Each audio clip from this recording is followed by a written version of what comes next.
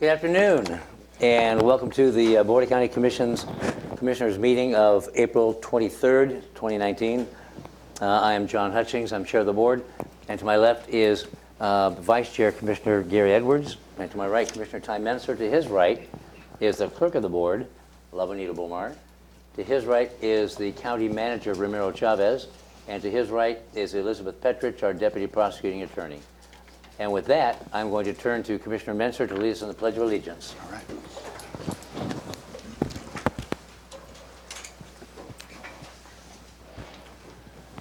I pledge allegiance to the flag of the United States of America and to the republic for which it stands, one nation, under God, indivisible, with liberty and justice for all. Thank you.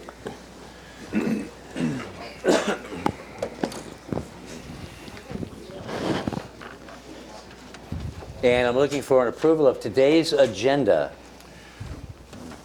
I would so move to approve today's agenda, Tuesday, April 23rd, 2019. Second. It's been moved and seconded to approve today's agenda. Is there any discussion? No, sir. Nope. All right. All in favor say aye. Aye. Aye. Aye. We have an agenda. And looking for the same motion regarding board meeting minutes from April 16th, 2019. I would approve the board meeting minutes from April 16th, 2019. Second. Moved and seconded to approve the minutes from last week, April 16th, 2019. Any discussion on the minutes? Changes? No, sir. Amendments? Nope. Okay. All in favor say aye. Aye. Aye. Aye. That's motion carries. Thank you. Now we are to item number 1 on the agenda, which is the opportunity for the public to address the board. And we have a few people signed up. And so now the disclaimers. Please silence your phones. And just recall that this is a time where we welcome the comments from the public, the time for us to stop talking and listen, and or staff to take notes and respond when appropriate this week or next week. But don't expect us to engage in question and answers. This isn't the venue for that. And speakers, you're limited to 3 minutes to address the board. You may not donate your time to the next speaker or to another person. We reserve the right to restrict a person's opportunity to address the board for a good cause. No comments that are lewd, offensive to a reasonable person. Please be respectful and civil. No outbursts of any kind. No comments that are commercial in nature, such as a promotion for a for-profit business. No hateful, defamatory, discriminatory speech. Any materials that you are providing to the staff will come to the board and may be may be considered public records subject to public release upon request pursuant to the Public Records Act, Chapter 42.56 of the RCW.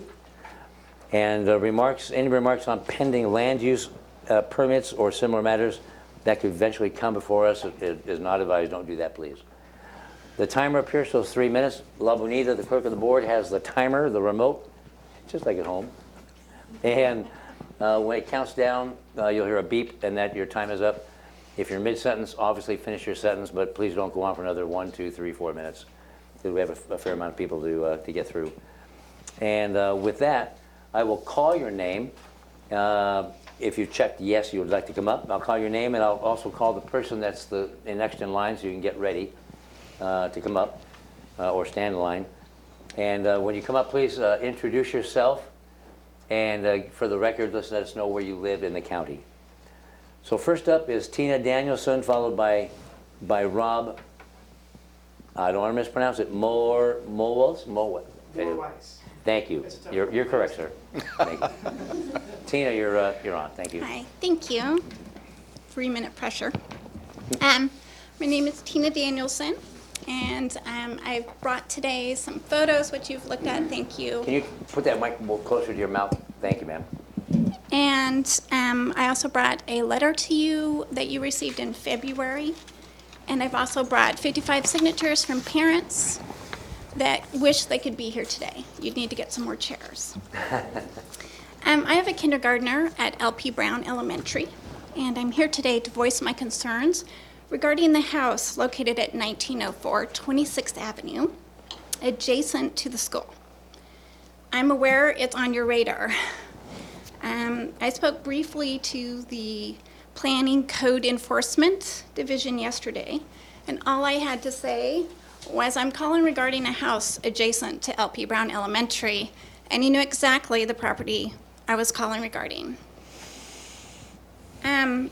It's my understanding that there has been issues for several years, and I'm just not a neighbor coming here to complain about an eyesore in the neighborhood. I'm a parent. I'm coming here to address my concerns about safety of our children, going to that school, walking every day past this house. There has been transients, homeless people, because the home is vacant. Just a couple weeks ago, there was a individual passed out in the driveway. It is a concern, and I don't know how many years it will take for something to be done. I do understand that the taxes are current. I do understand that the homeowner is not responsive to this body, but it is scary for children to go by this house. And so I also understand that it takes money, time, and resource to resolve these issues.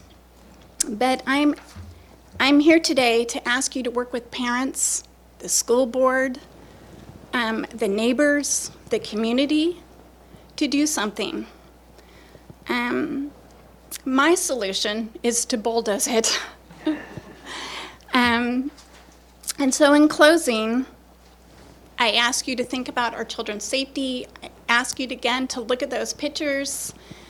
And if it was your child, your grandchild, you would want something done. Not waiting until something horrible happens to a child, but to be proactive and do something and not wait 20 years to resolve a property issue in this community. It's next to a grade school. Thank you. Thank you, ma'am. Rob Maurice, and then our very own Ann Shipley. Good afternoon, ladies and gentlemen, staff of the county and Board of County Commissioners. Thanks for having me out here. Appreciate it. My name is Rob Moore Weiss, and I serve as the Executive Director of Cascades Camp and Conference Center. We're located in the southeast corner of the county, on 1,000 acres of land just outside of Yelm, just a couple miles away from the Deschutes Waterfalls, Thurston County Park there. We serve children, youth, and families from all throughout the county, as well as the Pacific Northwest, and even across the nation. Each year, we see countless lives changed and positively impacted by our programs and their encounters and experiences while out at the camp. Families are strengthened, confidence built up in children and youth, and leaders developed. There's something pretty magical when you bring people out into the woods and remove them from distractions of life for a week at a time and see what happens together. I'm here before you today not only to tell you about the great camp, which is one of the best known secrets of the county that we try not to be a secret of, but I'm also here just to appeal to you to see if you would be willing to consider changing your document for development code in this coming session.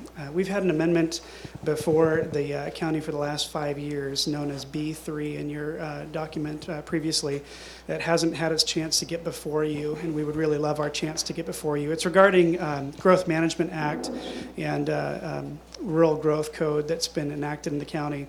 This code was enacted in the early 2000s and, as to my understanding, tied the hands quickly of all different entities within the county itself, schools, hospitals, and EMS.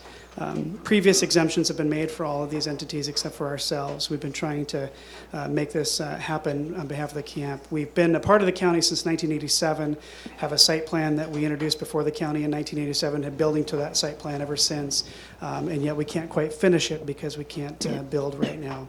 Being that we're on 1,000 acres of land and our goal is to expose people to the wilderness and outdoors, we're definitely not trying to build a whole bunch of homes out there. We're just simply trying to build facilities to accommodate the folks that want to come out each year. So I would greatly appreciate if there's any chance to have the docket altered for this year to include our amendment. We would greatly appreciate it. If not, I just thank you for your time and consideration. Thanks. Thank you, sir. For the record, though, what's the camp name? Cascades Camp and Conference Center. Thank you. Thank you.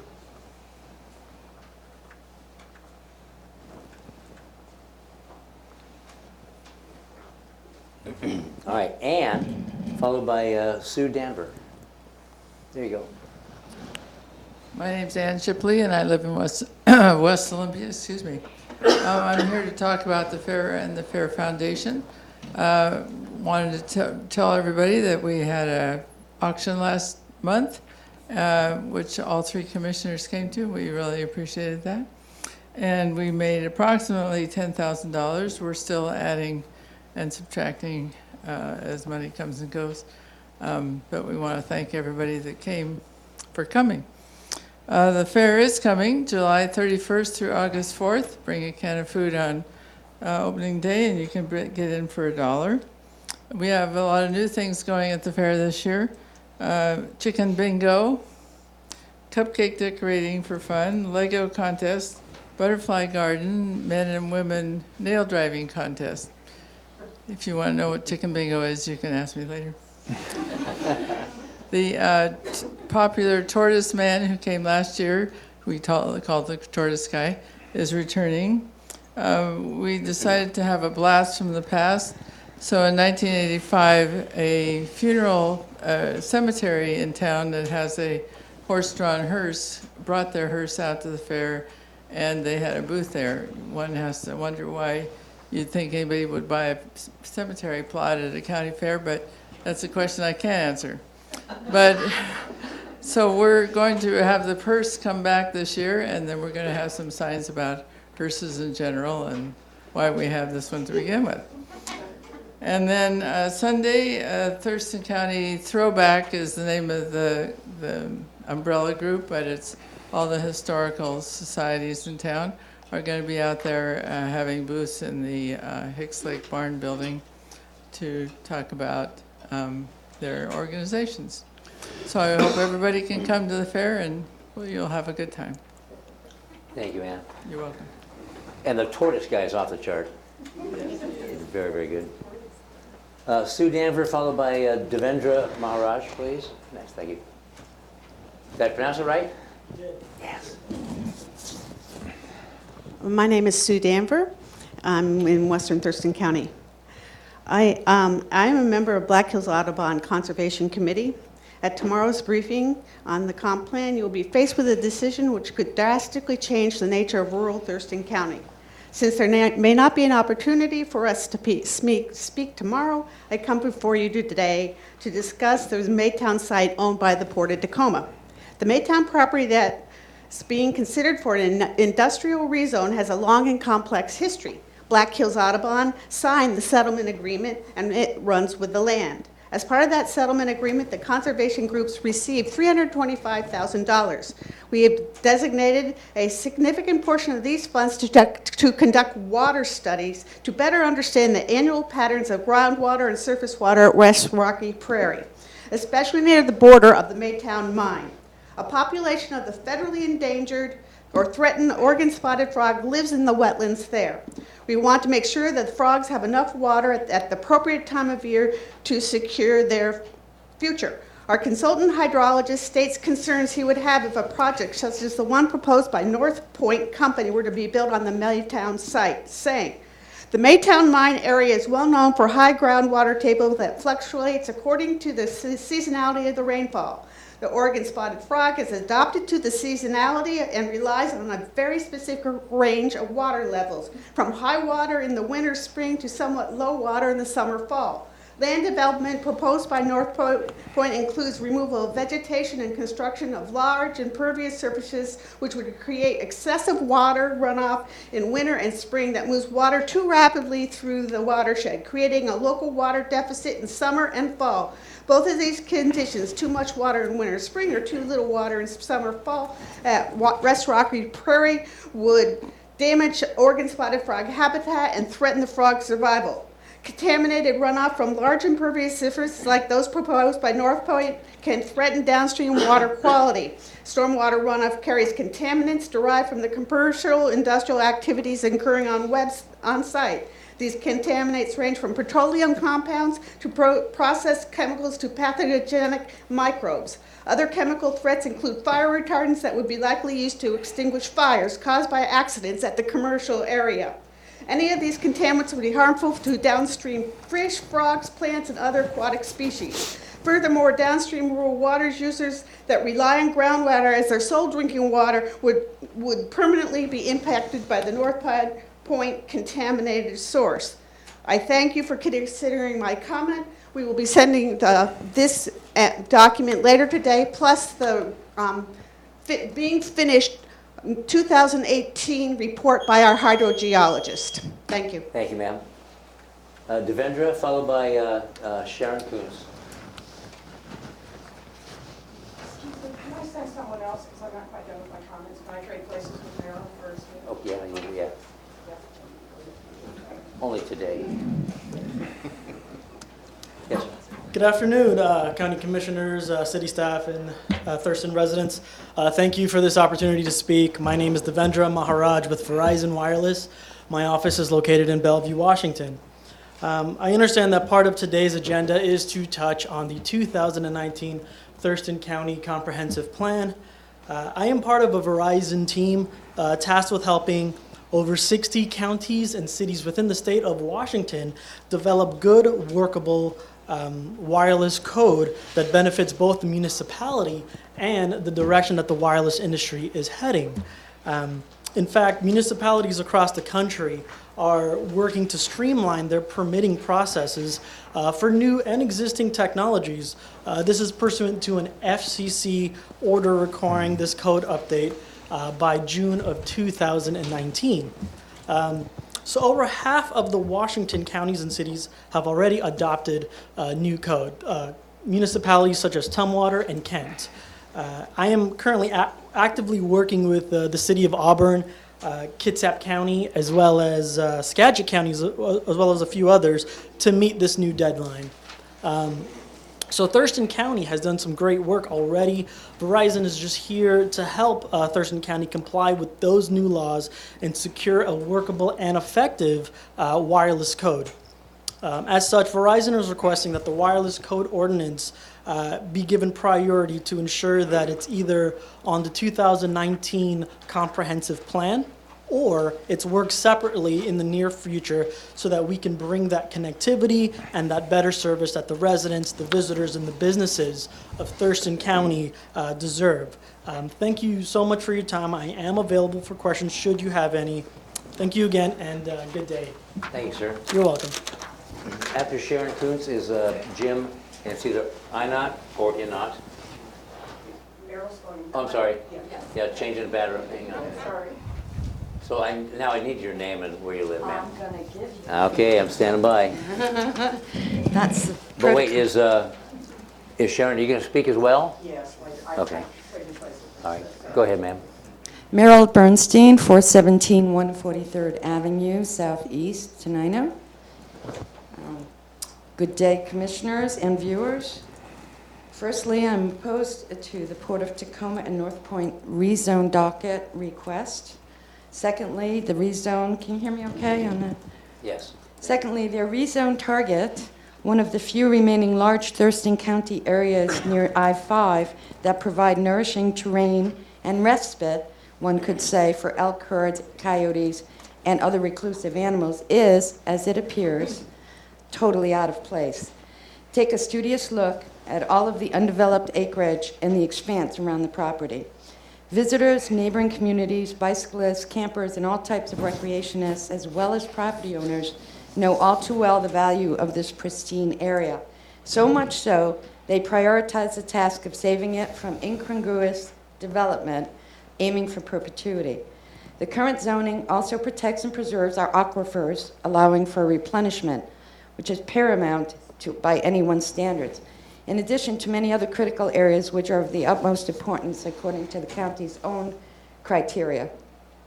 In light of climate change, this is not a time to eliminate or weaken protections of that which will be even more priceless in the future.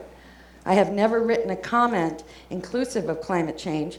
There is a tendency to view climate issues on a dramatically vast scale, such as natural disasters and numerical representations of species extinction. However, like politics, it trickles down to every level. To elaborate, take into account these facts. Public awareness is quickly rising. Demonstrations are becoming a global norm, and the shift in how transportation will work in the near future is taking shape. Large fuel-guzzling cargo ships carrying consumer products, the majority of which are meant to be disposable, that is planned obsolescence, to be transported anywhere in the nation may phase out more rapidly than expected. Not that trade will cease altogether, but rather how logistics operate certainly will change. Don't let large influential entities such as North Point and the Port of Tacoma convince you this is a make or break situation. The worldview is changing very fast. Thank you for your attention and your steadfastness to democratic representation. We have a lovely CD for you too about Rocky Prairie, AKA Port of Tacoma property, that was made over 10 years ago by the citizens. Thank you. Thank you, ma'am. Next is Jim, followed by John Pettit. Good afternoon. My Yes, name is sir. Jim Einott, and I'm here on behalf of Bobby Jones LLC, and it is the owner of the property at 2824 77th Way Southwest in Tumwater, commonly known as Sienna 2, and it's obviously right next to Sienna 1. And I am here to fully endorse and support and encourage the commissioners to adopt A17 for the preliminary plat extension, and to stress the critical need for such an extension and for an opportunity. And I want to make clear that with this plat for Sienna 2, it expires August 1st, 2019, and I want to just comment that we're in this situation not because we've really been delaying or trying to put something off. We've pressed on this issue with the county and staff for 2 years to try to get this thing approved as soon as possible. Obviously, we wanted it last year, not this year. We finally got it approved in December for construction plans, and we're not going to have enough time to get all the construction work done for 130 lots, or the plats approved for 206, before August 1st of 2019. So for us, we applied, actually Mr. Deering applied before the Gopher Review category was in place, but it impacted every decision that was made along the way. And nobody quite knew how to handle it. Working with U.S. Fish, they were generally uncooperative or unresponsive, and we just got delays and delays, and so we were frustrated not being able to get decisions right away and keep moving. So we had a bottleneck with that process, and here we are with very little time, a lot of money invested, a lot of effort and a lot of energy. We think it's an excellent project. It's right across from Black Hills High School. We think it's a good site and good property, and we just want the opportunity to fully develop it in a rational, sane way instead of rushing through and trying to do as much as we can in a short period of time. And so we ask you to please put it on the docket. It's an important consideration, certainly for us, but I think countywide it'll be important for a lot of other property owners in this area. Thank you. Thank you, sir. John Pettit and Sharon, are you scripted yet? So thank you. Okay. You go after John then, okay?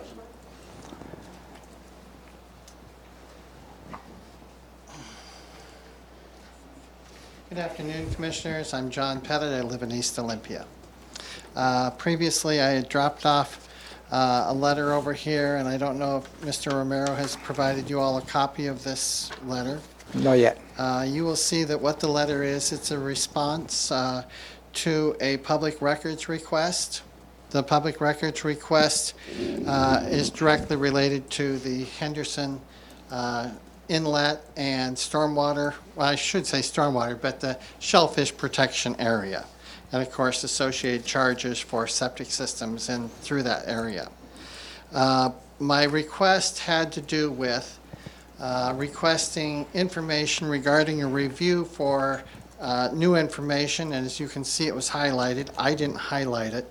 Your person who did the public disclosure request highlighted this little spot. The health officer shall review maps annually. Annually means every year, in case you didn't know.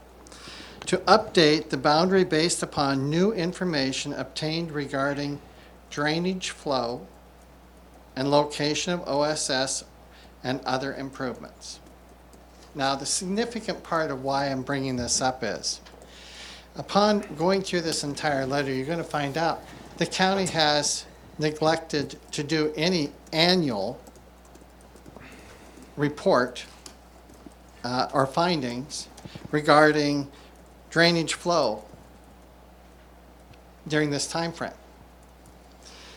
Had the county done their annual reports, hundreds of people who have septic systems that are paying annual fees, currently at a $40 per year rate, wouldn't be paying those fees because it would have been found that those areas no longer have impact because of work that was done. The county but the county did have time to constantly make a list of who needs to pay money. So we got an accounting process that they're paying for to determine who's going to pay money. But as far as the actual information to help correct the boundary lines, absolutely nothing. Now, I happen to know for the Tangwell neighborhood, you're talking about an area that goes back to 2011. So there's 8 years of collecting fees for the county. But you know, here's part of the problem. When you have a department that wants revenue, they don't really care about the people or even what the ordinances that were passed that were required.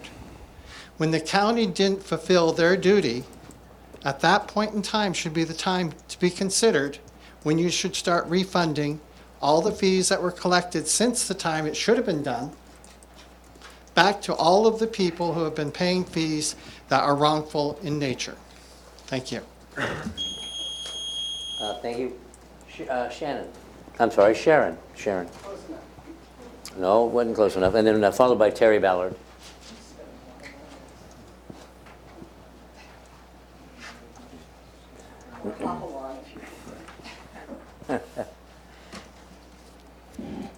Sharon Koontz, West Olympia. Good afternoon. I'm speaking on behalf today of the Steering Committee of Friends of Rocky Prairie, also known as FORP. We're speaking against the North Point docket request for Maytown property. FORP was established in 2007 to prevent a massive truck and train transfer center planned by the Port of Tacoma for their Maytown property. We essentially disbanded years ago, but we're back, and honestly, we're mad. We've done the research. We know what's planned for Maytown, and it's not some benign warehouses, though even those would be illegal. No, it's a 24-hour light and noise facility with hundreds, if not thousands, of diesel-spewing trucks, plus trains every day. A logistics center, again. Could you live with that? I don't think so. Local residents know they can't. And they've called on us to resume our role in working to prevent the destruction of this rural area, our treasure. And we're calling on you to help. Considering how citizens adamantly rejected the port's first effort to get a logistics center here, it's clear that the Port of Tacoma cares nothing about the people whose lives would be dramatically affected by the return of this project, or the more than 2,000 people who quickly moved to rezone the Maytown site in 2007 as a statement that this area, next to a fragile Fish and Wildlife Preserve recreation area and so close to the popular Miller-Sylvania State Park, must never, ever be industrialized. We trust that you, our commissioners, will listen to local citizens, your constituents, not out-of-county, out-of-state big money interests. They don't care if they destroy our tranquil state park, ruin a wildlife area, and completely change the character of our entire county. But you should, and I'm sure you do, or at least we certainly hope you do. And one more thing that is interesting, and our whole county, and especially you folks, I think should be outraged by what's going on with the Port of Tacoma. During their 2014 lawsuit against Thurston County, the port's financial officer swore under oath that because of our county's actions, the port could only sell the property now for a mere $3.75 million, its assessed value. Thanks in part to that testimony, Thurston County was ordered to pay, as I'm sure you know, damages to the port, several $millions. But now the port's selling that property, and the price, it's not that paltry $3.75 they were talking about. Wait for it, $24 million is what they're expecting to get. And that $24 million is on top of what they were awarded from our county at the trial, and it's a lot. Thurston County owes the Port of Tacoma nothing. If this project were approved, they in North Point would reap massive profits from destroying the rural wonders such as parks and wild spaces that, according to studies, make people want to move here. So this kind of project actually hinders rather than fosters the very economic growth that Thurston County is looking for. Please reject the North Point rezone request for the 2018-19 comp plan docket. It's a surprise. Thank you. And I have those CDs she mentioned. They're just a little song about Rocky Prairie, which is the area that's impacted by this, and a letter to each of you from the steering committee that's different from what I read. You can deliver that over here, ma'am. Thank you. After Terry is Aaron Hall. Thank you, ma'am. Hang on, Terry. Hang on. Good afternoon, Yep, Commissioner. hang on. Oh, sure we get the bench clear here. All right, sir. Good afternoon, Commissioners. My name is Terry Ballard. I'm a 35-year veteran. I retired in 2012 in Tanglewild. Let's cover stormwater, for example. Stormwater is in part the surface water. Surface water goes into the stormwater. Stormwater is illicit connections are going into our streams. Illicit connections are going into our sound. Okay? Who's responsible for stormwater?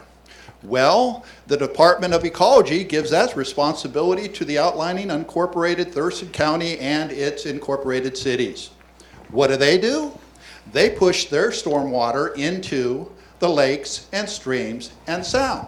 You're talking about oils, lubricant, everything that comes off that road to include the tar coming off of most of the roofs. Let's cover lot. Lot, you cannot have an illicit connection of stormwater into the sewage system. It's against the law. But our mayor of Olympia has that going for her, and the governor's mansion has that going for them. Okay? Now, a lot covers 95% of the contaminants, and then they call this gray water. Guess where the contamination goes in millions of gallons of water? Into our sound, into our inlets. Okay, nice of lot, but there's another system over here that actually puts water, it's a reverse osmosis system, it actually puts sewage into clean water. Can Lot do that? No, the price isn't there. The profit isn't there.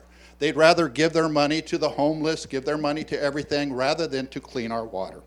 Let's go into the septics. Okay, what was contaminating my septic, as John Pettit said, was the storm water. Guess who's responsible? You are responsible for the storm water. Guess what happened? They capped that storm water, and therefore it wasn't going into the streams. Therefore, problem over. Guess what? I'm still paying the fee. Still paying about $150 to have it checked, another $200 to have it pumped if they deem possible, and this is above the $40 an annual basis that I get for accounting for the funds. Okay, let's talk Lacey. Lacey targeted people in Tanglewild. We're not part of Lacey. We're part of you.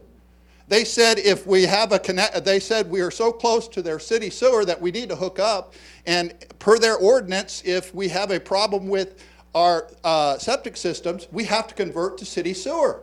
Well, I never knew we were part of Lacey. Okay?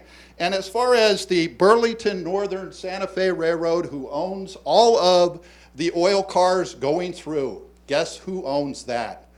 Warren Buffett. Guess what he politically does? Gives a lot of money to political organizations. And guess what's coming off that? Going into our streams, going into our inlets, going into the sound, the oil contamination. Thank you. Thank you. Aaron Hall, followed by Scott Banister.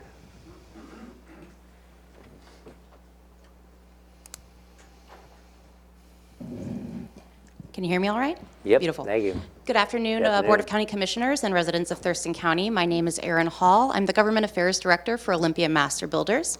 Olympia Master Builders represents your local residential construction and construction trades, and we have an organizational mission to promote housing affordability for all economic segments in the area.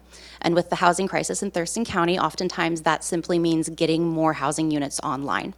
So I'm here today to speak to the proposed 2019 Development Code docket. First and foremost, I want to say thank you to yourselves and your staff over at CPED for working really hard to get a lot of great items on that docket. A lot of the high important items we hope to see go through this year and work with you in conjunction to make those come online as quick as possible. We think they'll have a real good benefit to the housing situation here in the county. But really specifically, I want to touch on one item, and that is A17. You've already heard about it a little bit this morning in relation to the Sienna 2 project. And you'll hear a little bit more about it later. But very broadly, I want to talk about the word risk when it comes to construction, financial risk specifically. Whether we're talking about a single stick-built home or a mid-sized development of about 200 lots, financial risk plays a really big role in whether or not a developer is going to decide to engage in a project and carry that financial burden to themselves, to spend their hard-earned time and energy working on something. And so A17, while it is on the proposed docket, we would like to see a little bit of a higher priority to that because some of the projects that are already in the pipeline that have a timeline on them, basically, there's a ticking clock. And a lot of money and a lot of resources have gone into providing additional housing in Thurston County. And the quicker we could get that issue in front of the public, work out language, and potentially get it on the books, the better off we would be all around. Thurston County for about the last decade has failed to serve enough houses for its population growth. And so it benefits not only the people who would directly purchase the homes that are potentially coming online, but the housing situation in general, to create a level of surety for folks who are looking to engage in either projects like this or even smaller projects. As we all know, housing takes a really long time to get online, from first conceptualization to going through the entirety of the permit process, making sure everything is environmentally sound, financially feasible, and then getting folks into homes and getting roofs over people's heads. So as you move forward with your conversations later in this meeting, I urge you to both pass the 2019 docket with all the items on it that are currently there, but also please consider giving additional priority to item A17, the extension of preliminary plat. Thank you very much. Thank you. Scott Banister, followed by Ron Deering.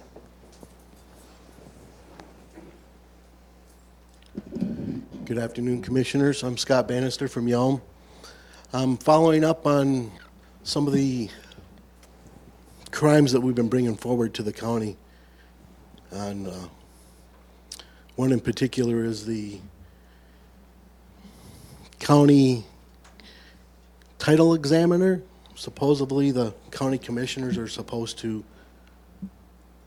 appoint this person or a judge, and we're not finding very good information on this. We've brought this to the sheriff's department. They don't want to investigate it because the prosecutor's not going to do anything about it, they're saying. So where do we go to get justice when the prosecutor doesn't want to prosecute and the sheriff's department doesn't want to investigate it because they know the prosecutor's not going to file any charges? And that's just a lead up to what we're going after Bob Ferguson. If we can't get our sheriff, the detectives to investigate, and the prosecutor to investigate these things and prosecute, we have no justice. So where do we go from there? This is our dilemma that we're dealing with right now. We're asking for help. There's crimes that are actively being committed, and nobody wants to do anything about it. Do we need to start arresting our elected officials for dereliction of duty? And that's including the prosecutor? Please help us. We, the people, are asking for help. Thank you for your time. Thank you, sir. Ron Deering, followed by Jan Tibetan. Good afternoon, Commissioners. My name's Ron Deering. I live out Steamboat Island Road. I'm here today to talk about or to encourage moving forward with the development docket, getting it to move forward specifically to, as Aaron talked about, A17. We have a plat out on Little Rock Road. Jim Minot kind of mentioned it earlier. Its preliminary plat expires on August 1st, and we really don't have time. it's a long process getting through preliminary plat, and then the gopher issues that we got cleared through, that kind of stalled things. Banks not wanting to loan on iffy projects because of that. And so anyway, we finally are ready to go, but it's taken us a long time. And so I guess I would encourage maybe giving A17 a little more priority if possible. And I would encourage approving it and, like I say, encouraging in a timely manner. We are, affordable housing is in the news a lot now, and really the only thing that I can see that does affordable housing is more competition, more lots out there, more supply, and so hopefully this will be able to move forward. So thank you very much. Thank you, sir. Mr. Tibetan.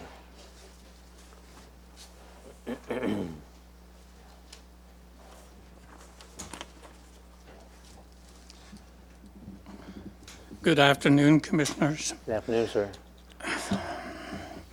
About 2 years ago, I gave 2 parcels of property, 5 acres consistent with the zoning, to my sons, and we found gophers on one parcel, and the other parcel was next to the creek and had 50 oaks on it. The one property with the oaks and the creek, 85% of the property was found to be off limit to development. And on the gopher property, we ended up setting aside 1 acre for conservation purpose. Now, we spent 22 months or so to get the permits and conservation plan for the gopher property. And we are now finishing up the house. It took 22 months to get the permit and 4 months or 4.5 months to build the house. Now, I have a similar problem. I have a daughter, and she wants 5 acres. So I have already transferred 5 acres to her, and now I have a choice. I can wait for you to get your habitat conservation plan approved by U.S. Fish and Wildlife, or I can start that non-existing process that you have, non-functional process that you have in place already. In other words, I can prepare a habitat conservation plan for my daughter's property, and then I got to start the process with U.S. Fish and Wildlife for another probably 22 months to get that. It is ridiculous. If you and I could sit down and I describe the property to you, show you the soil test data and so on, you and I could agree in 20 minutes of what to set aside for the gophers. But instead we have to go through this process with U.S. Fish and Wildlife that takes months and months of time of frustration. Please do something so that we can move forward with our project. You are not moving on the habitat conservation plan for the county. And the other process, Fish and Wildlife says, we're going to look at your plan at least a year. And then after that, you're going to have to hire a consultant because we don't want to deal with emotional property owners. Yeah. So there we are, stuck. Now, let me jump to about a year ago, I went before you, and I asked in regards to the state constitution that says that by taking these property rights away, you're either taking property or you're damaging property. I'm here today to submit to you that I have the proof that you took the property, that you took rights. The county assessor dropped the value on each one of those 5-acre parcels to less than 50% of what it was before. Now, according to Webster Dictionary, it says damaging property is to lessen the value, and that is exactly what you have done. Thank you very much. Thank you, Mr. Tibetan. That exhausts the list that people have signed up. Is there anybody that would like to address the board? Please come on up, sir.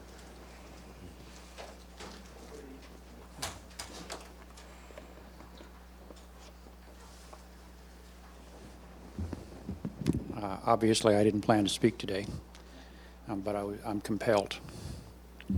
I live in unincorporated Thurston County, south of the airport. And your name, sir? I'm Tony Wilson. Tony Wilson. About 1.5 miles from Miller Sylvania Park and about 2 miles from the proposed property be rezoned for industrial use. I have a house that was built in 1969 with a well, and I have registered water rights. The rezoning of that property proposes that they pave that land, and it's a critical aquifer recharge from my well. I have a right. Everybody in my neighborhood has a well built in that time period. We all have a right to the water. Paving a watershed and an aquifer recharge area for an industrial application in a place where it's unfitting is damaging to me personally. It damages my well. And I urge you not to do this, not to put it on the docket, not to consider it. The Port of Tacoma already got a lot of money for that property. There's an offer on the table to buy it and restore it as it was originally planned back, 10 years ago, 12 years ago? But there's more money now, and they want all the money, and they don't care about my well. I hope you do. Thank you. Thank you, sir. Anybody else would like to address the board? Anyone? All right, that closes public comment. And I'm just going to briefly turn to County Manager. It's his turn for an update. And I don't know if you have any update on the HCP, where we are with U.S. Fish. Yes, related to the HCP, back in the summer of 2018, the county formally submitted a draft habitat conservation plan for U.S. Fish and Wildlife review. And through the process, staff from the county, staff from the U.S. Fish and Wildlife have been talking to see how some of the comments they have. We're still waiting for a formal letter from U.S. Fish and Wildlife to let us know what elements of the HCP we need to address. So it's really at this point is the U.S. Fish and Wildlife, they need to formally submit to the county some of the revisions they will need to add to the habitat conservation plan. The county is in a waiting mode from U.S. Fish and Wildlife, waiting for their response, and that's where we are. Thank you. Any other updates, sir? No additional updates. That moves us to item number 3 on the agenda, consent items A and B.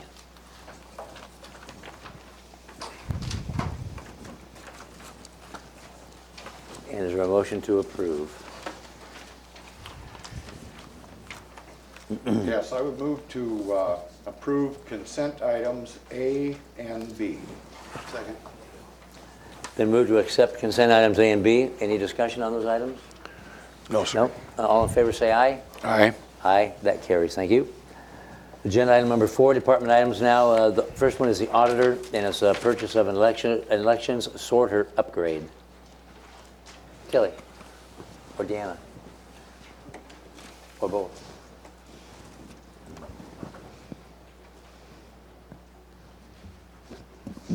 Good afternoon. Good afternoon. Can you hear me okay? Yep. I am Diana Benson, the Chief Deputy Auditor, and today we are here asking for your approval for an upgrade to our ballot sorter equipment out at the Ballot Processing Center. We purchased that sorter in 2008 for $373,025. The Washington State Secretary of State's office is going through a new statewide voter registration project, and we need to upgrade our sorter in order to work with their process. We are going to upgrade some of the components of the equipment out of Fund 1090. It's not general fund, and the commissioners last year did approve budget authority for that. The Secretary of State's office will reimburse the county for a portion of the costs. The expected cost for the upgrade is $104,760 plus tax, and the Secretary of State's office will reimburse us for $25,980.50. We will be always striving for continuous process improvements. And so with the upgrade of the equipment, we will be including an automatic opener, which will streamline some of our manual processes now. Any other questions that you have about it? Questions or comments of Diana? No. Okay. Thank the state for contributing $25,000, $26,000. That's a big help. Thank you. Yes. That's it. And so is there a motion?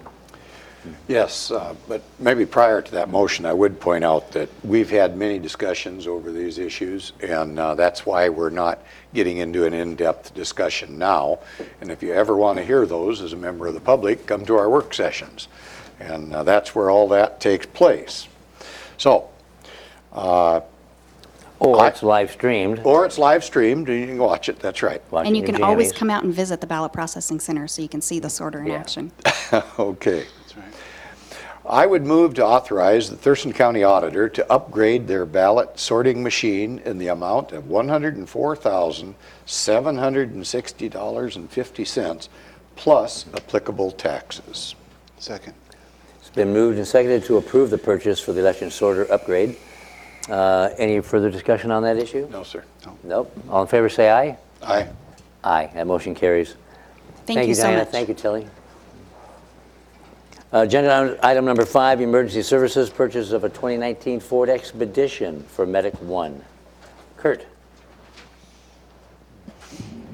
Good afternoon, Commissioners. Kurt Harden, Director of Emergency Services, here to request that the Board authorize the Emergency Services Director to purchase a Ford Expedition in the amount of $55,572.94 from the Department of Enterprise Services Master Contract. This purchase is replacing a vehicle over 17 years old, which is utilized for administrative support of the EMS system, which includes 12 fire agencies, 2 private ambulance companies, and 2 community hospitals. The vehicle is also utilized as a first responder aid vehicle during mass casualty and disaster response incidents. And the replacement and funding amount is in the approved 2019 budget and comes from the Medic 1 fund. Medic 1 has the total cost of the vehicle. It's $50,158 for the vehicle plus $4,213.27 in taxes. And then the markings for the Medic 1 markings for the vehicle are $1,195.29 plus $106.38 in taxes for a total amount of $55,672.94. So subject to your questions, I request approval of the vehicle purchase. Go ahead, sir. Yeah, go ahead. And what group gave that blessing before it got here? Yep. The EMS Council gave their approval through this process, through the budget process, along with the Operations Committee for EMS. Thank you. Any questions or comments? Kurt, could you review that number? I heard a different number than what I see in the. So the number I have is $55,572.94, which is $50,158 for the vehicle, plus tax on the vehicle is $4,213.27. And then to mark the vehicle with the Medic 1 markings, that's $1,195.29 plus $106.38 in tax, which I have, if my math is correct, $55,572.94. Thank you. All right. Is there a motion? I would move to approve a contract to purchase one 2019 Ford Expedition vehicle in the amount of $55,572.94, plus a 10% variance through the Washington State Department of Enterprise Services, and authorize the Director of Emergency Services to sign the contract and subsequent amendments not to exceed 10% of the total amount. 10%? Yes, 15%, excuse me, 15%, got it. Second. Been moved and seconded to purchase authorize the purchase of a 2019 Ford Expedition. Any further discussion on that? You okay with 15%? I'm okay, I was just trying to squeeze it down just a little bit more. Okay. All in favor say aye. Aye. Aye. The motion carries. Thank you, Kurt. Thank you. Public Works is item number 6, Burlington Northern and the Santa Fe Railroad Company Underpass Agreement. Rick Thomas, welcome. Good afternoon, Commissioners. I'm Rick Thomas with Public Works. Public Works is requesting approval to enter into an agreement with Burlington Northern Santa Fe Railroad Company, BNSF, for the design, construction, and maintenance of 2 new rail line bridges underpasses at the location where the Chehalis Western Path intersects the Burlington Northern Corridor west of Rainier Road Southeast. The agreement identifies the roles and responsibilities of both parties for the design, construction, and maintenance of the new bridges, underpasses, and the compensation Thurston County will provide Burlington. This project will significantly improve the safety of trail users and reduce risks for both the county and BNSF. Once BNSF's construction work is complete, the county anticipates constructing a new section of the Chehalis Western Trail to connect an existing gap in the trail on property the county purchased over 25 years ago as part of the Regional Rails to Trails program. The following is a summary of the agreement.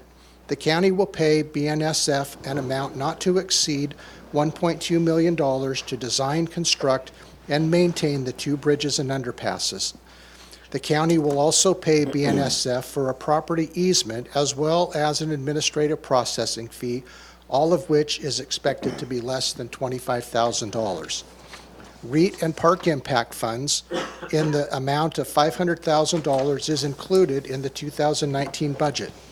Our request to carry forward $980,000 of REIT and park impact funds from 2018 to 2019 is pending. The combined funding of $1,480,000 would fund the project's estimated cost of $1,330,000. We're asking for approval to enter into this agreement. Are there any questions? Yeah, are there any questions or comments? No, I might mention we've been working on this for over a year, or almost 2 years, I think, now. And so we've had a lot of discussions about this particular topic. And for that reason, I don't have any questions. Do you have any? No. Nor do I. Great. So let's move on. I would like to move to amend the motion approved by the Board of County Commissioners on January 29th, 2019 for agreement number BF 1001315 with the Burlington Northern Santa Fe Railway Company, BNSF, to include the amount of $1,330,000 for the design, construction, and maintenance of 2 new bridge structures under the BSNF lines for the Chehalis Western Trail, and authorize the county manager to sign the agreement and subsequent amendments not to exceed 20% of the total amount.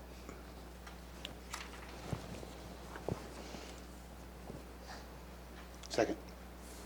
So it's been moved and seconded to amend the motion approved as stated by Commissioner Edwards. Any further discussion on that agreement? No, sir. Nope. Okay, all in favor say aye. Aye. Aye. The motion carries. Thank you, Rick. Thank you very much. Item number 7 on the agenda, CPAD, Community Planning Economic Development. First up is Cynthia Wilson regarding the 2019 Official Docket and Development Code amendments. Good afternoon. Afternoon. My name is Cynthia Wilson. I'm the manager of the Community Planning Division of CPED. I'm here today to request a motion to adopt the 2019 Official Docket of Development Code amendments. Each county that's planning under the Growth Management Act is required to prepare a development code docket to identify high priority items for the county to work on during the next year. In Thurston County, there's 1 docket for amendments to the comprehensive plan and 1 docket for amendments to the development code regulations. Any suggested amendments are first added to the preliminary docket for consideration by the Board of County Commissioners, who determine which items are placed on the final official docket for that period. Some amendments are multi-year projects. Others may be completed within the year. Staff does their best to move those forward as quickly as possible, although typically there are more items proposed for the docket that can be accommodated by staff resources. In addition to the development code docket, this year there are currently 10 additional code update items on the official comprehensive plan docket that are associated with the comprehensive plan. Docketing is the first step in bringing proposed amendments forward for consideration. Each item on the official docket will go through its own public review and comment periods before any final decision is made. Public hearings are still required before the Planning Commission and the Board of County Commissioners for each item as required. Once the items are placed on the final docket, they'll go forward to the Planning Commission for review and development as allowed by county budget and staffing resources. The current proposal for 2019 is for 12 items on the official development code docket. These include 8 code amendments and 4 interjurisdictional joint planning requests. These amendments were selected after reviewing 42 proposed amendments on the preliminary code docket. 20-day written comment was completed for all the proposed amendments consistent with the growth management, public participation. The board considered all public comments before considering these 12 items for the final docket. Thank you for your time. If you have any questions, I'm happy to answer them. I do, yes, thank you, County Manager. Go ahead. Yeah, as an additional information, following up to Commissioner Edwards' early comment, there is a lot of conversation that goes before any item is brought before for a final action.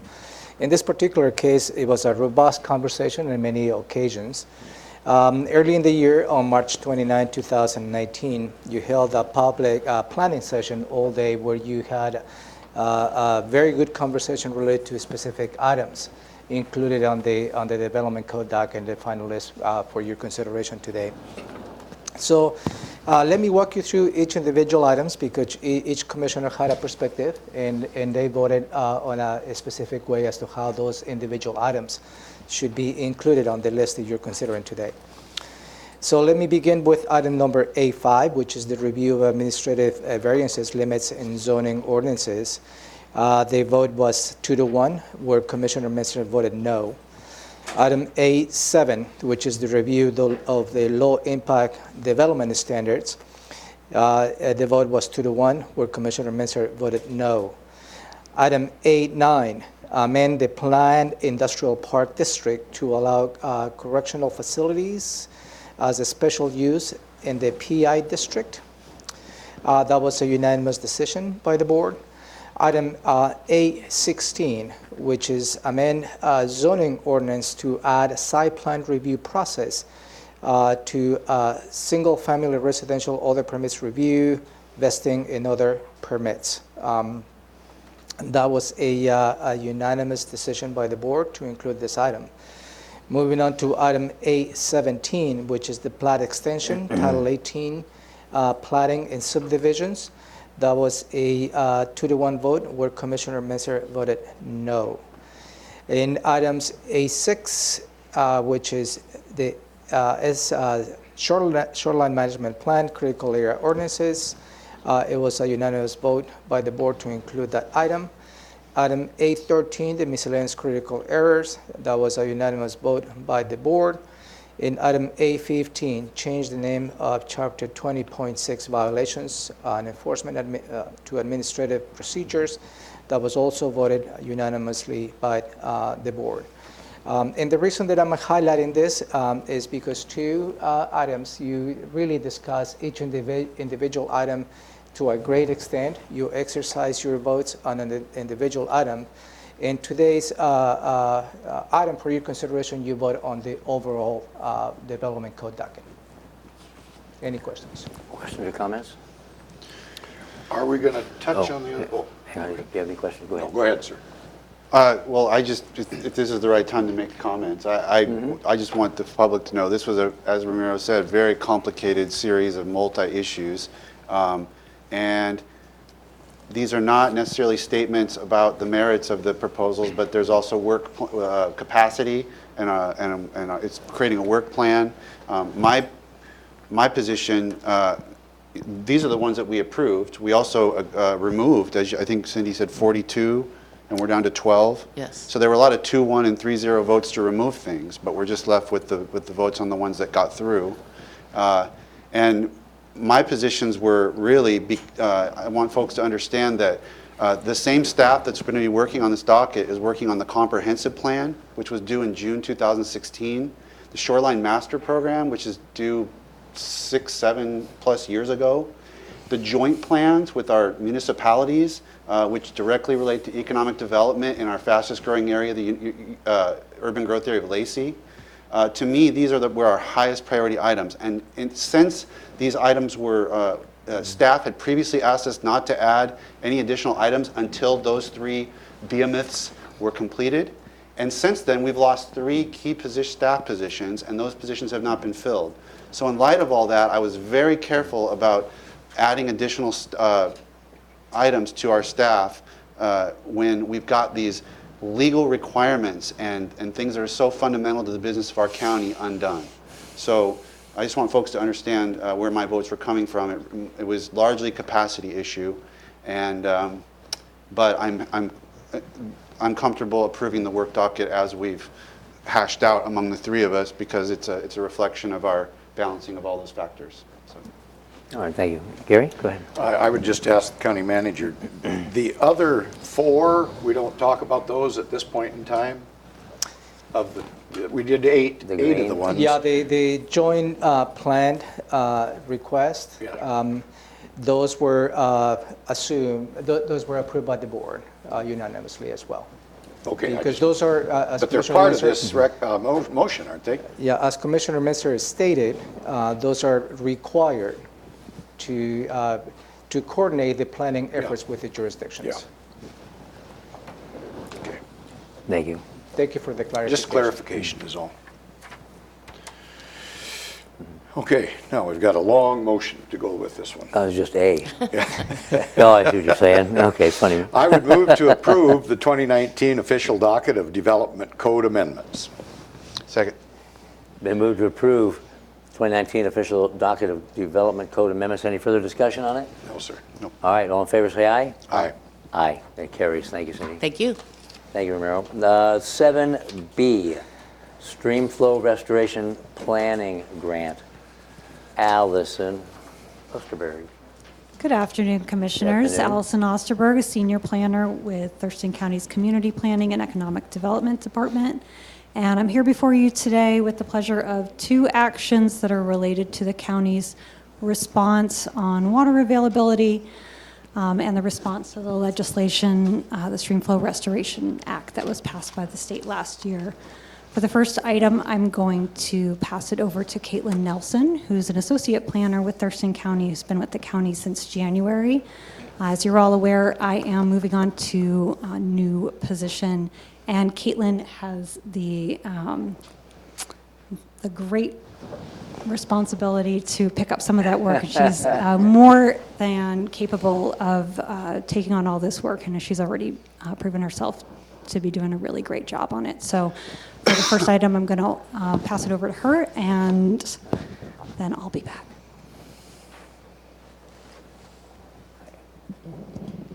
Good afternoon. Good afternoon. My name is Caitlin Nelson. I'm an associate planner for the Community Planning Division of CPED.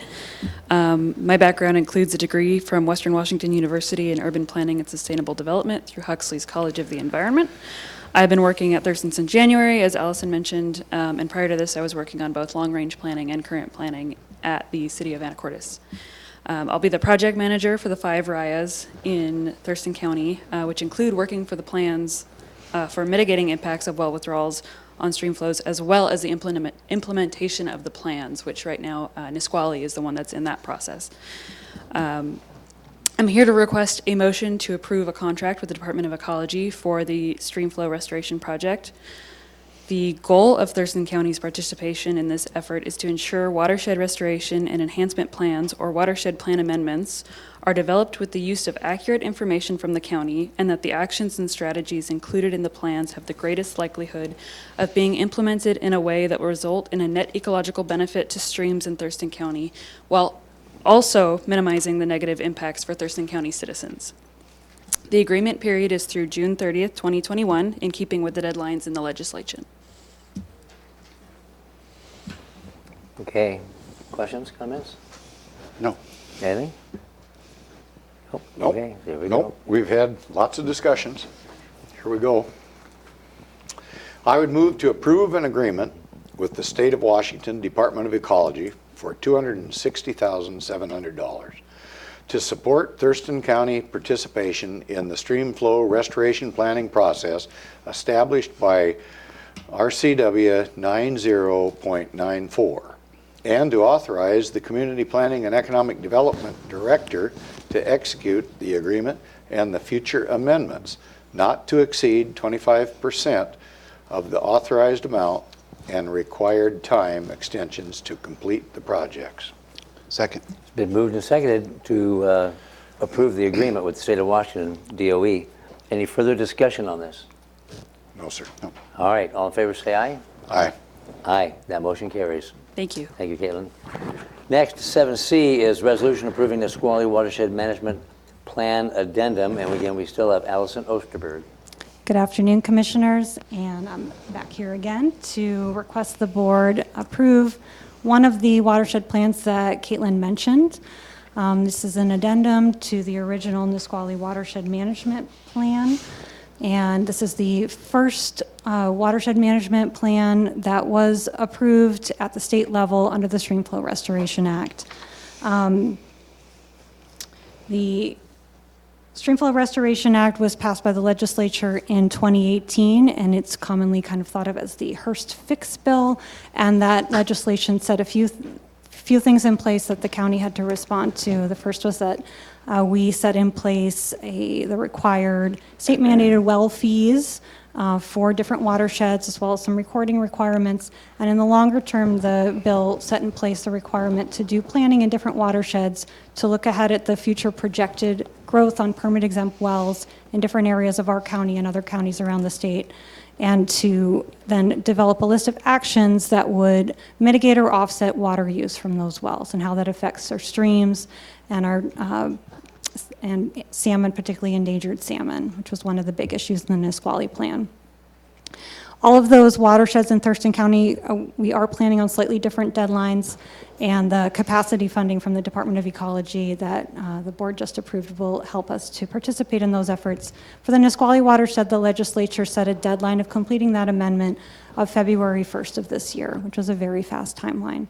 So in order to do that, the county partnered, was a main participant in the planning unit to develop that plan. The Nisqually tribe was the lead in developing that plan, and there were a number of other partners around the table that worked hard together to get that work done, including Pierce County and the cities of Olympia and Yelm and the Thurston Public Utility District.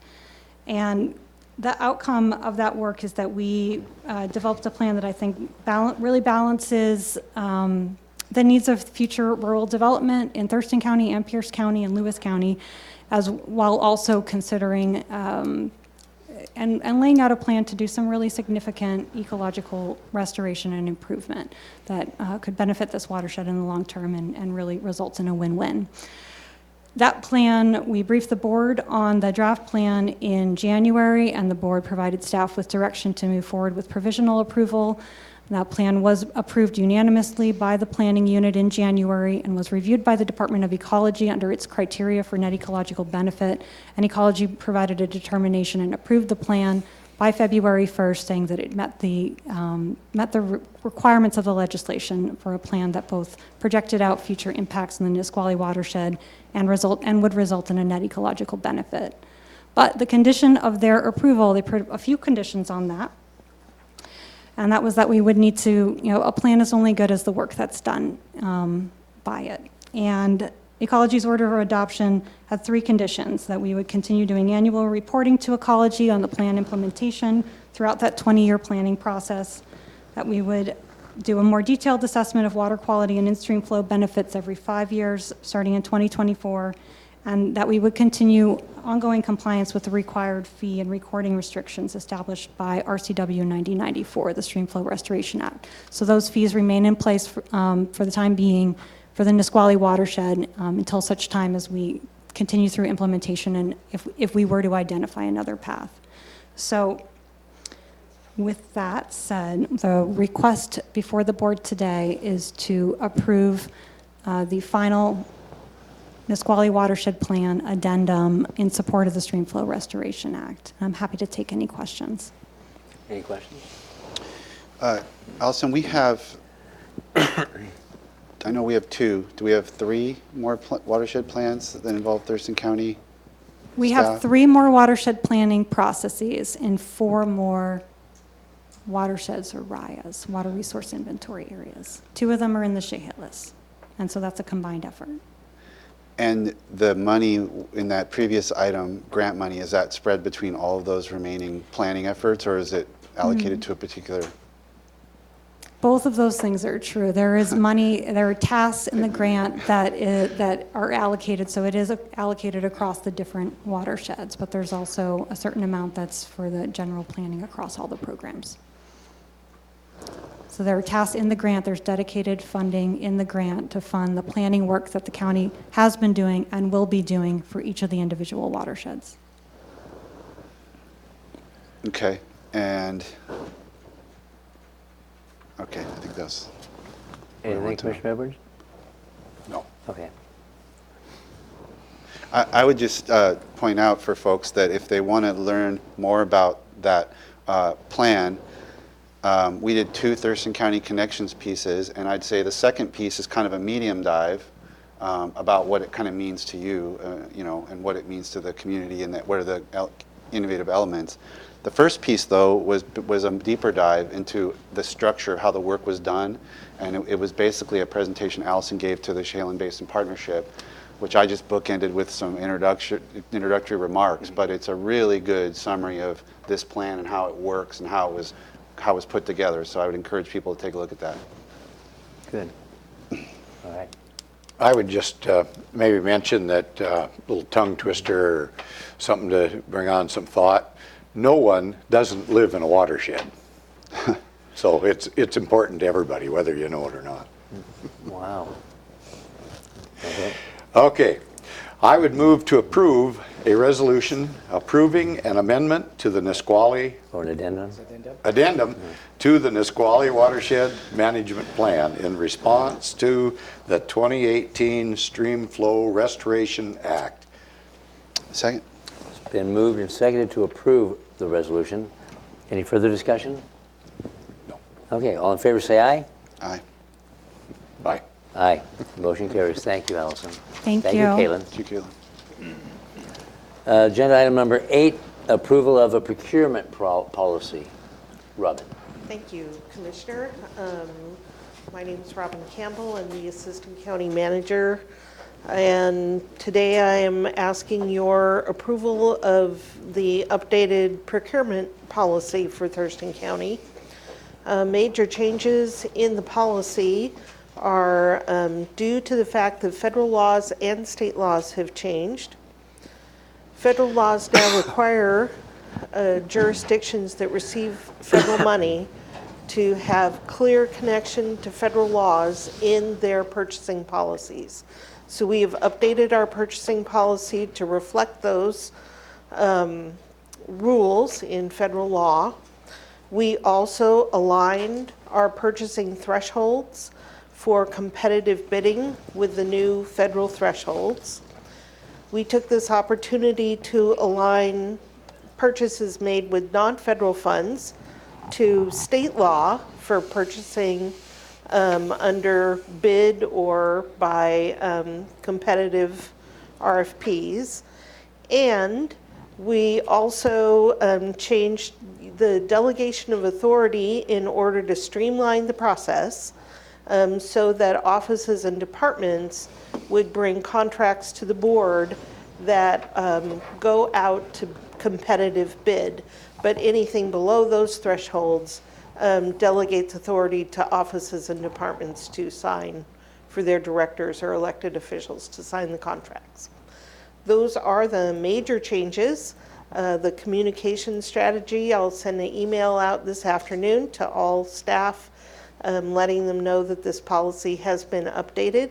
We're doing a presentation at the Fiscal Brown Bag to fiscal managers.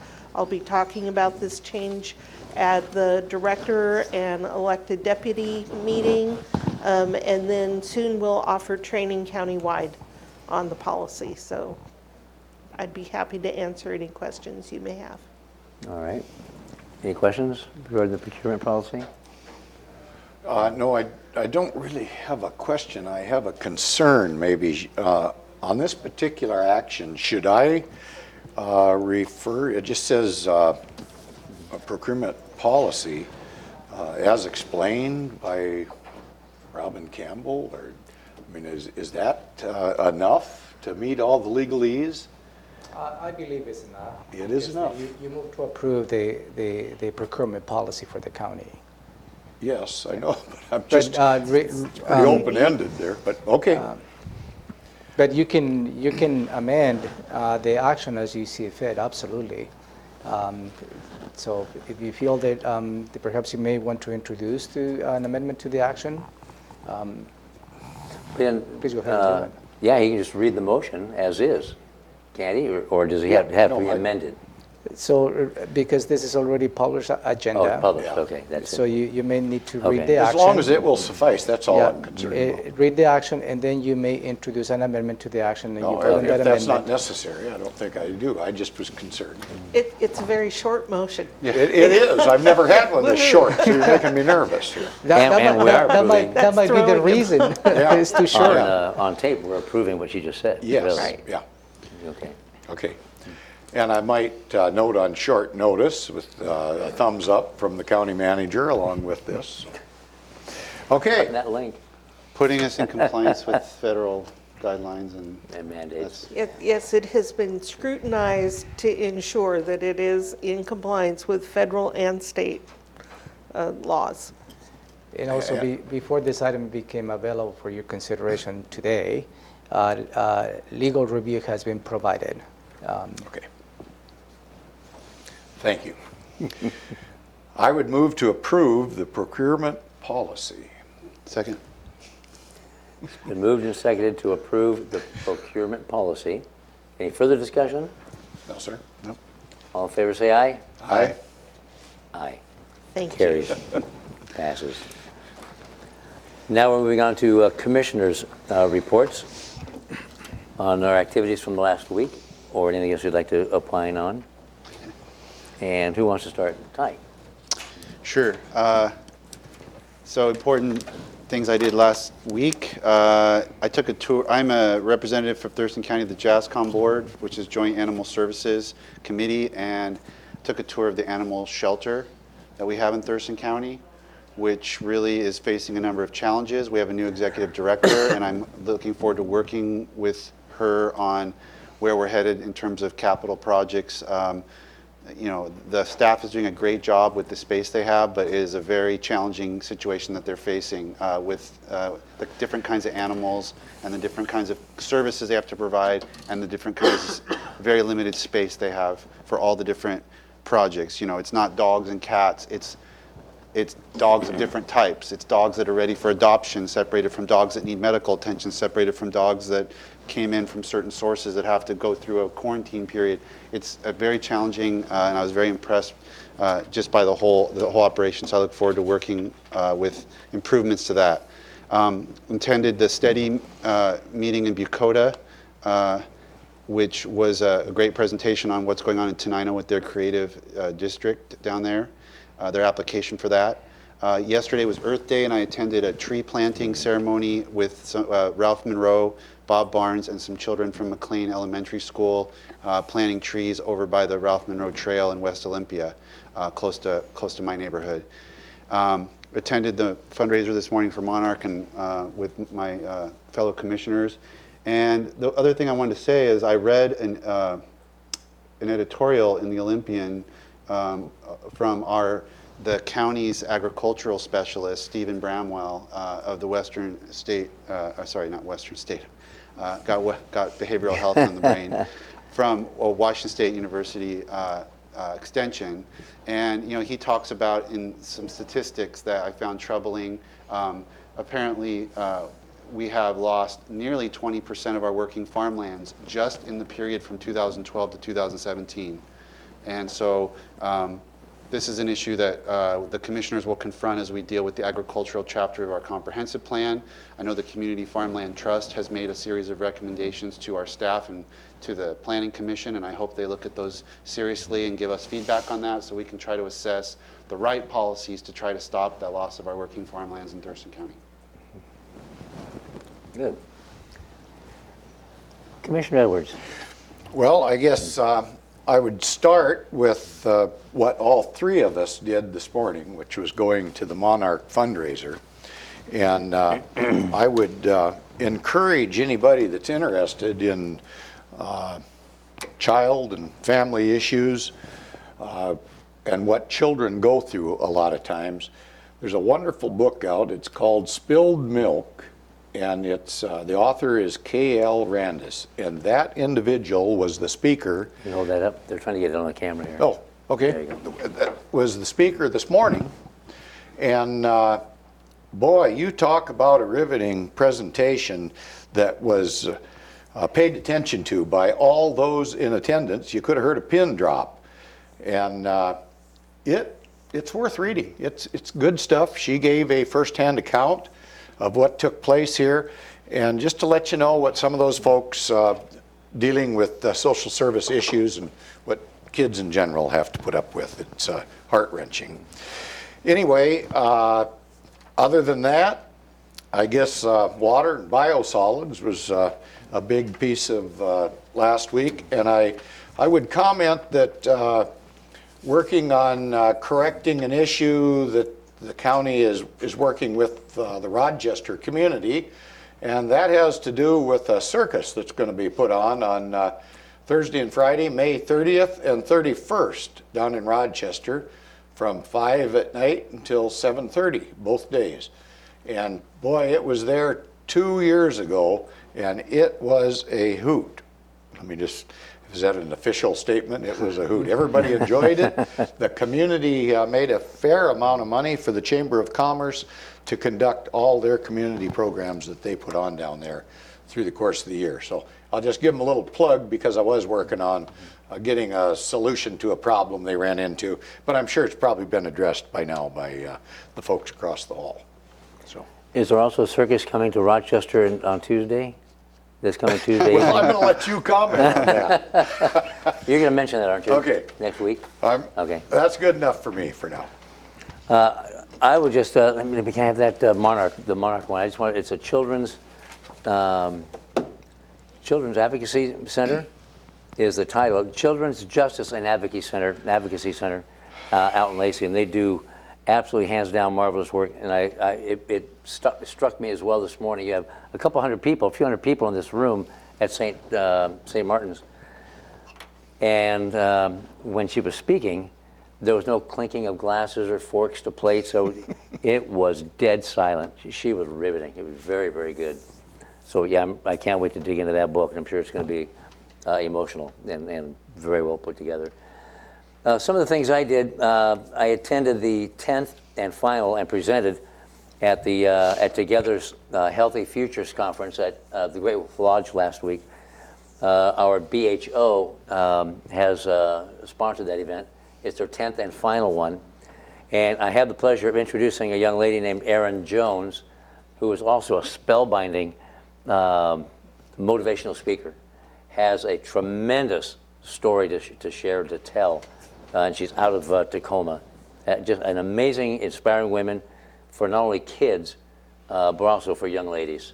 But even for no matter what age or gender we are, inspiring, hey, be who you are. You know, everybody else is taken. Move on, fight through this stuff. But she's great stories. And then Commissioner Menser and I attended the Thurston Mason Behavioral Health Organization Governing Board meeting last week, along with our Mason County counterpart, Commissioner Kevin Schutte, moving the progress along with the BHO, Behavioral Health Organization. Last Friday, I did a taping for Thurston Community Media, and it was at the BHO in Lacey, and I was focusing on the BHO, and so I interviewed Mark Freeman, the CEO of the BHO, and interviewed a peer support counselor with the True Blood Life Skills counselor, is who she is, and a young man who suffers with schizophrenia, and interviewed him as well, and the services that he has received and how his life went from stable to gravely decompensating after his mom passed away, and then how True Blood or BHO brought him back to life again. And just the day before this taping, which was on Friday, so on Thursday last week, he graduated successfully from the True Blood Life Skills course. It's a very, very good story. Good man. May is Mental Health Month, and so that's going to start coming out in the next few weeks in early May. But that was a highlight. That was fun. Yesterday, as required by law, I met with the Finance Committee, County Finance Committee, and that's with the auditor and the county treasurer, and we discussed all things fiscal and regarding our standings and state of affairs, our investments and all that, and we're in excellent hands. And the forecast still looks good with no signs of recession yet in place. I'm not a betting man, so don't mark my words, but take that as advice. And then yesterday afternoon at the ESD, Educational Services Department 113 down by Costco in Tumwater, the Thurston Thrives initiative called Partners, Children, Youth, and Families put on a little mini event with service providers, and that was well attended.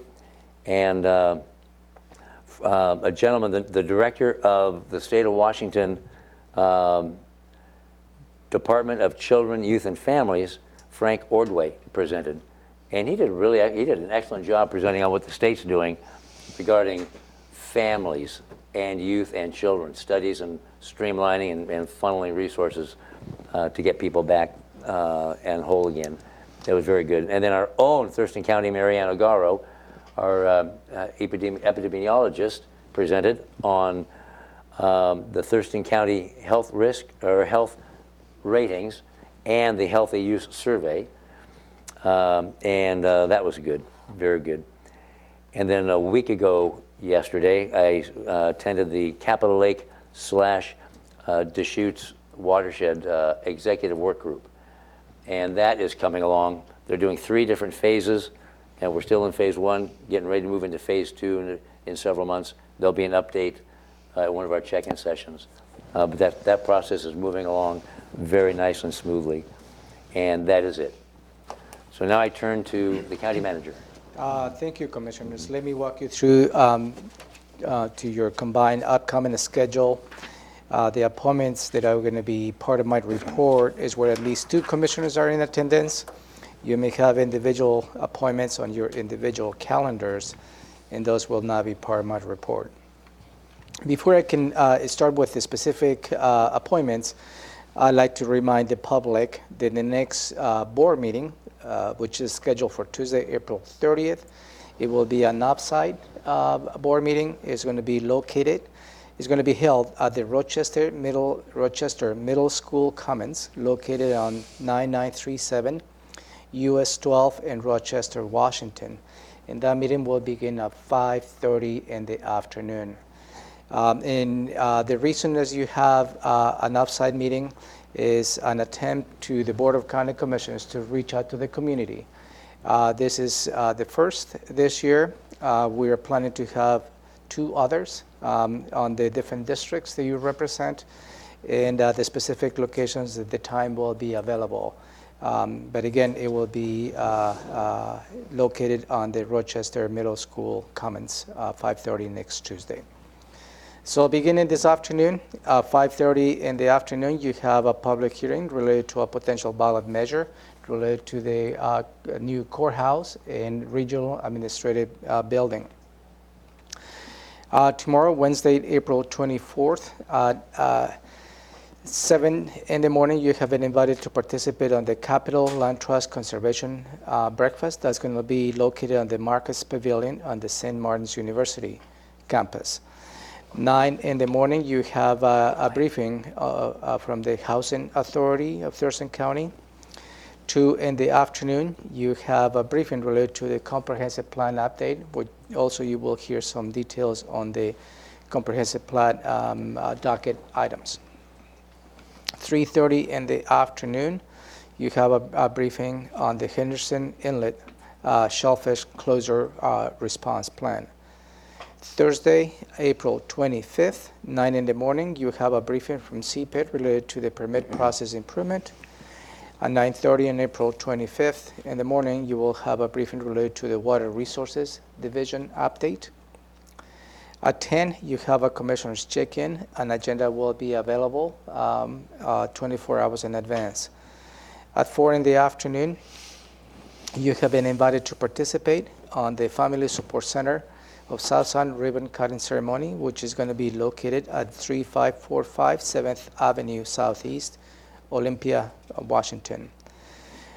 Moving on to Sunday, April 28th, Commissioner Menser and Commissioner Hutchins will be attending an invitation by the New Life Baptist Church installation service, and that will be located at the New Life Baptist Church at 7838 Pacific Avenue Southeast in Lacey. Moving on to April 29th, at 10 in the morning, you will review the agenda for the Tuesday, April 30 Board of County Commissioners meeting. And at 11 in the morning, you will have a briefing related to the bond from the Bond Council. And then again, Tuesday, April 30, will convene here in the morning to have your normal commissioners check-in. You will not be reviewing the April 30th agenda, but you will be reviewing the following week Board of County Commissioners agenda. And again, 5:30 in the afternoon, April 30th, the Board of County Commissioners will be held at the Rochester Middle School Commons, located at 9937 US 12, Rochester, Washington. That's all I have for you. All right. Questions or comments of the county manager? No. Okay. Is there anything further from the bench? Anything for the good of the order? All right, this meeting's adjourned, and we will be back again at 5:30 this evening for a public hearing. That is correct. All right, thank you.